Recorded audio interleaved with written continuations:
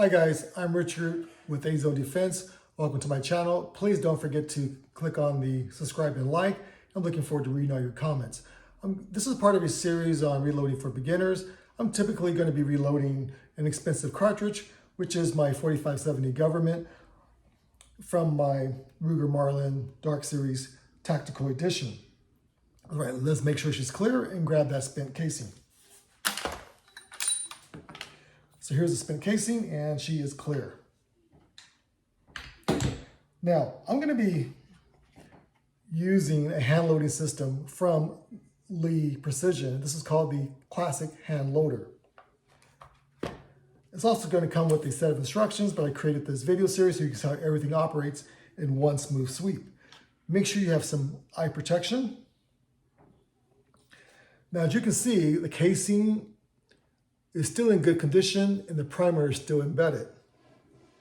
All you need to do is just wipe down your case, get rid of any residue that you could see, make sure there's no dust or grit inside the case. At this point, we are ready to remove the spent primer. Now, you can also get some case lube and lube the outside of your case.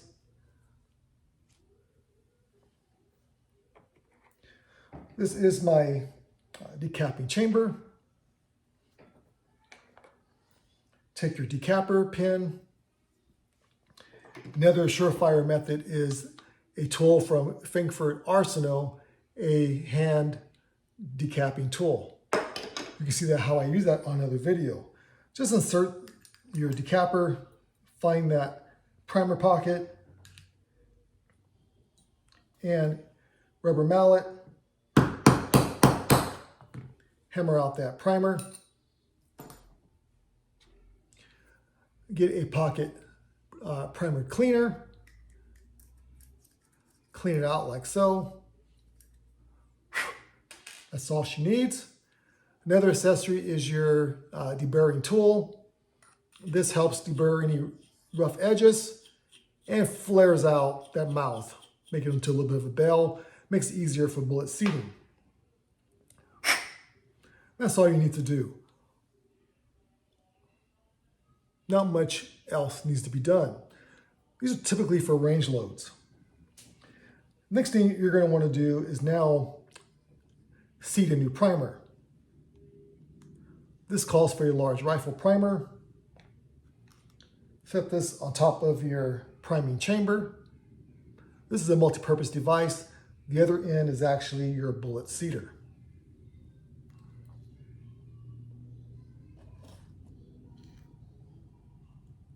Inertia helps, this is spring loaded. The inertia helps insert that primer into the pocket. You're going to need your priming rod, as well as your die. This is a multi-purpose die. One has a stop collar. If you look in there, the other side just goes straight through. Make sure you use the right side, one that just falls straight through. Next thing you want to do is make sure this is flush.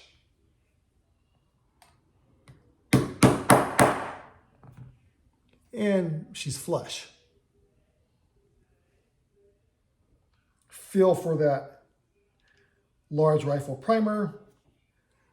Get your priming rod, have the dimple end goes down.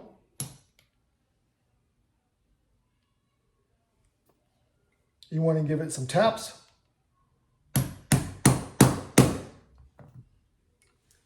You want to make sure she's seated. This one feels like it's a little bit protruding. I'm going to hammer it a little bit more. Just be gentle. I'm going to do my litmus test. Just knock this out a little bit. Place it on a flat surface. And if she doesn't wobble, that means your primer is not protruding and is good to go. The next step is actually ready to charge by using powder. Make sure you're going to be using your decapping chamber. However, just insert this back into the die and lay it like so. Now, Lee gives you a starting load as well as dimensions for the 4570 Govt. And since I don't have the load that uses this Lee dipper, I'm going to look at a reliable source, and it's going to show me my overall case length, what rifle primer to use, whether large or small, as well as starting and exceeding maximum load data. I'm going to be using this powder for a 300 grain jacketed bullet, calls out for 57 grain starting load, not to exceed 63.5.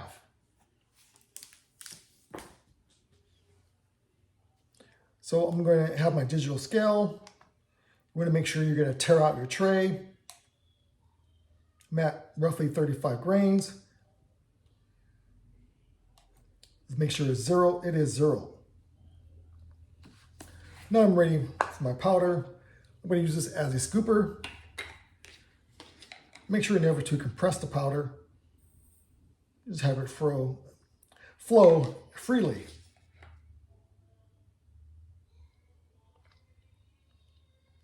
And I'm going to get up to that maybe 60 grains.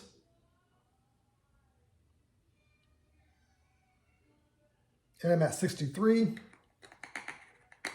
I'm within my load data, but I'm going to come down a little bit, try to get back down to the starting load. And I'm at 59.5, so I'm good to go.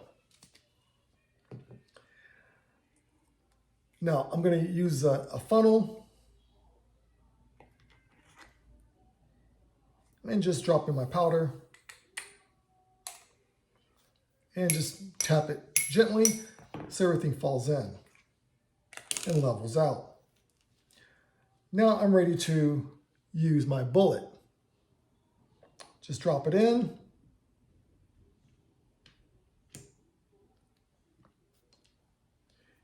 Use the bullet cedar portion, like so.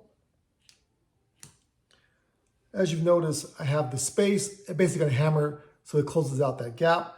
This die, I've already adjusted it to work with the Hornady Revolution case size.